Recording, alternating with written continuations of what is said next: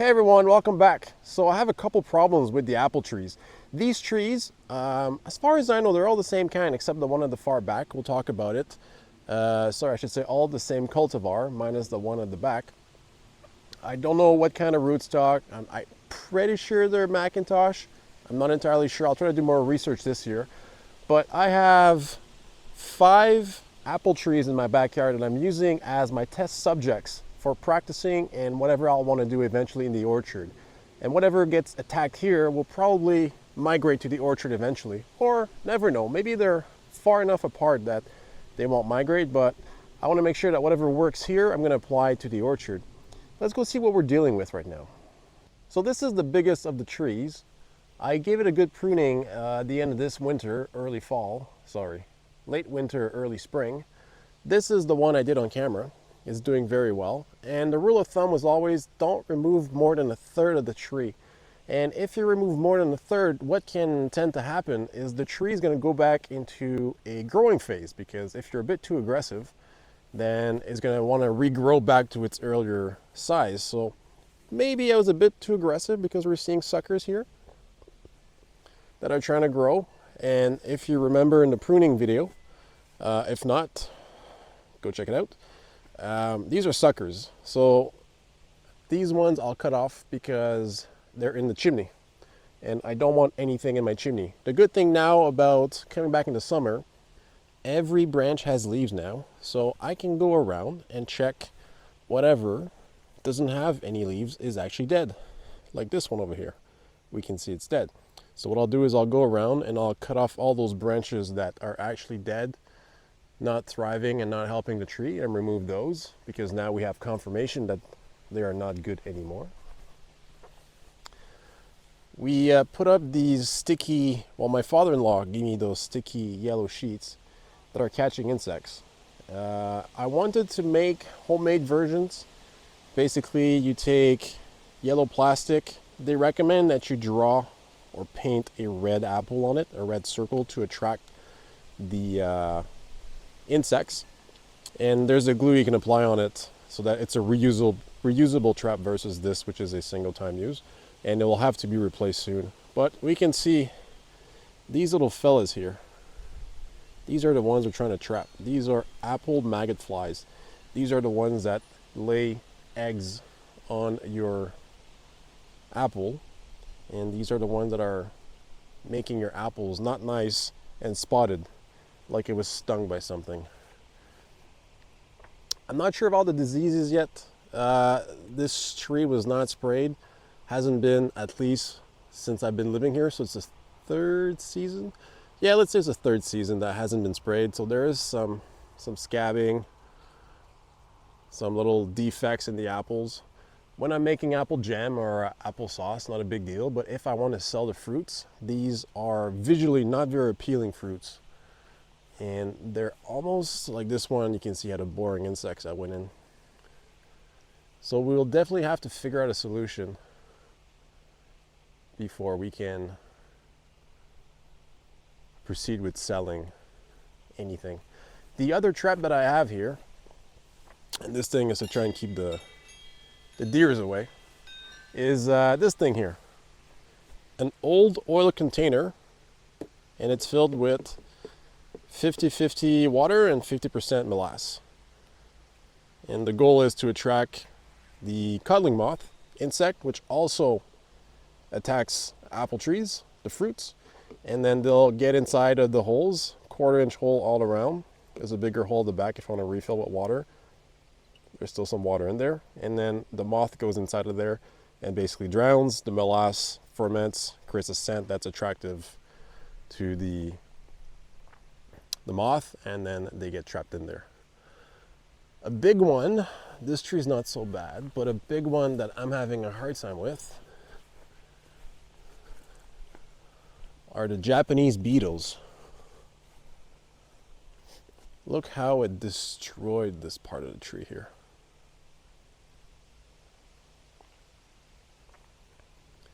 So this side is not so bad.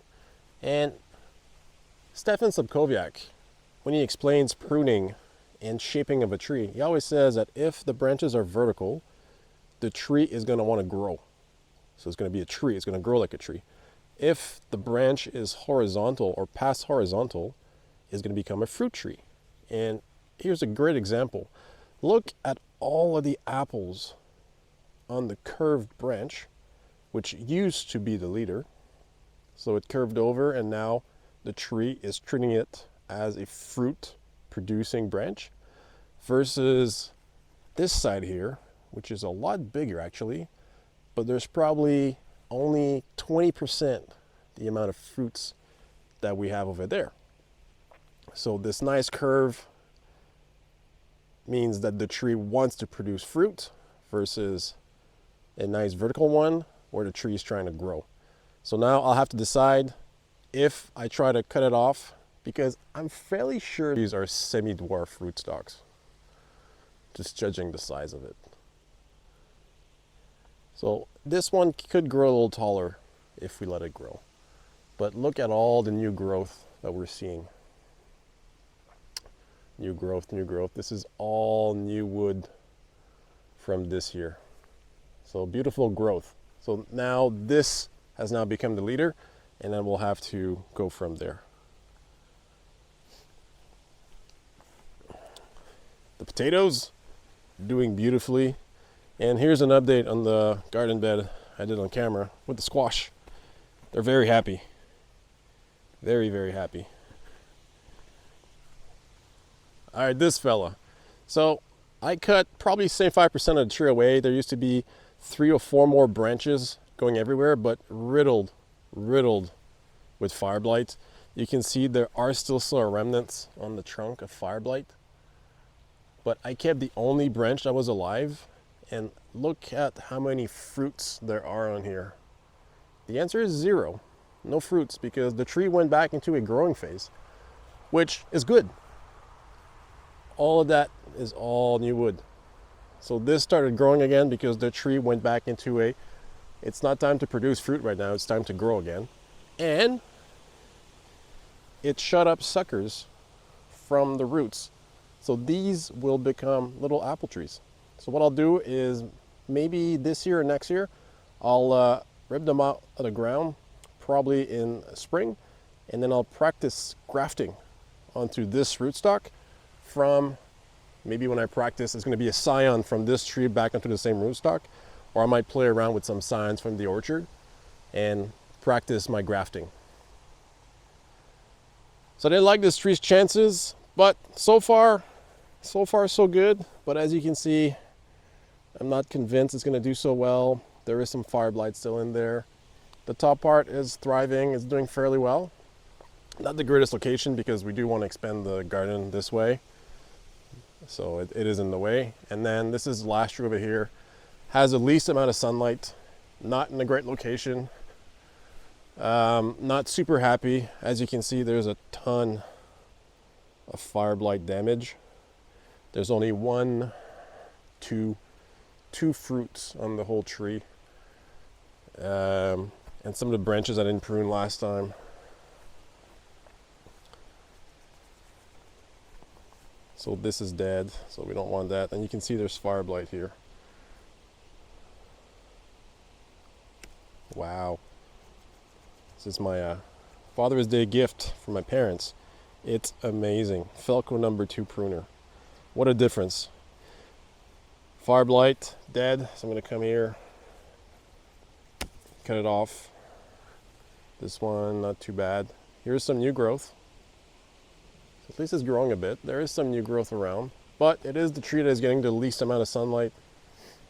It is riddled with fire blight, and for the 2 seasons I've seen it, minimal amount of fruit. So not sure what's going to happen with this one. Same idea. It's also in a location that we'd like to expand the garden, so this one might also go. So I came to the tree here that really got damaged by the Japanese beetles, and it's very interesting. So this tree still has some fire blight, mostly in this branch over here. You can see the fire blight over here. So that tells me that this part of the tree is probably, while not necessarily being diseased, it's probably the least happy part, versus this nice new branch that is growing, and I haven't been able to find any signs of fire blight on this, and barely touched by the beetles versus this side. And this side has been decimated by the beetles. So there's also the argument that a healthy tree will be less susceptible to insect damage. And I think this tree sums up every concept nicely.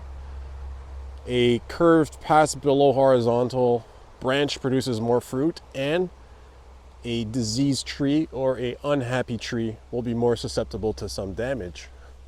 This part of the tree, minimal damage compared to the other side, but nice and vertical means it's growing a lot and it's not producing a lot of fruit. So maybe I'll end up cutting off this whole thing when I'm pruning next late winter. We'll see. I don't want to cut off too much. I want to see what would happen, but I think it's a great example.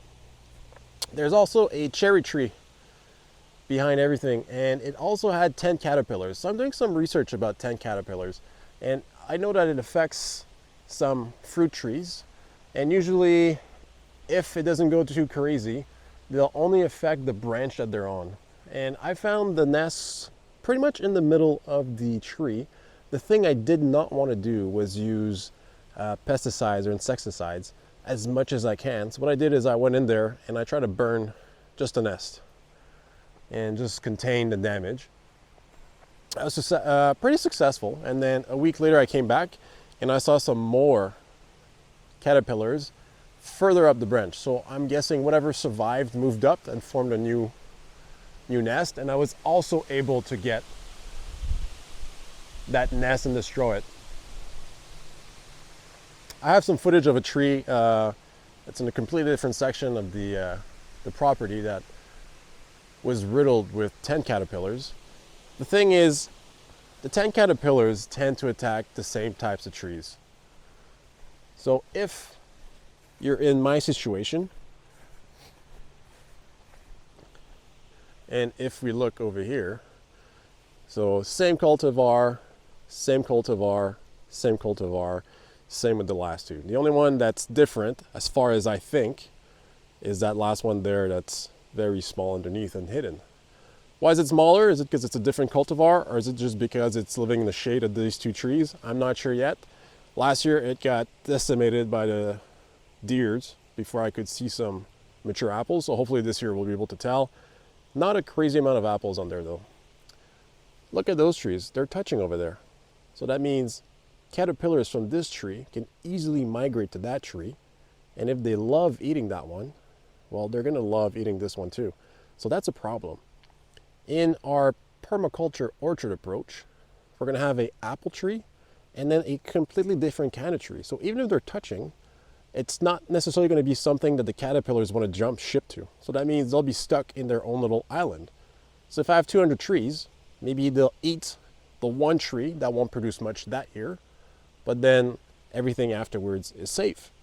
Versus in this case, if I didn't take care of that one, could have jumped to that one, and then I lose the whole year because the caterpillars destroyed everything. I remember last year I had a problem where the top third of the tree over there was completely brown and dead, and I didn't pay much attention at that time, so I wasn't sure what caused it. But I would not be surprised that it was 10 caterpillars, because it looked, to my untrained eye, like spider nests, but a giant one. And then I realized that those are actually more likely to be 10 caterpillars. So now what I'm going to do is I'm going to go around, use my beautiful new Felcos. Felco number 2. These are professional pruners. I used to use $15 Fiskars. If it's a small alive branch, then the cheap stuff or the less expensive stuff works great. But if it's a dead piece of branch and it's dry and hard, these ones will cut no problem, and then the other ones will struggle. So I'm just gonna go around, check the branch, see what's going on here, and then basically snip off what I don't need. Realistically, I'd probably remove the whole thing, but my trap is attached to it and this part is alive. But I want to make sure that, like here we have a good example. This branch here, completely dead. So then that can go. And since I did the heavy pruning in the summer, this is just a very light pruning. I just want to see branches that I've missed. that I know are dead, because we're still seeing some very nice growth. This is all growth from this year. So this tree is still very happy, growing very well. The only thing is I had to remove almost a complete section, so it kind of looks a little goofy, but the tree will figure itself out. At least I hope.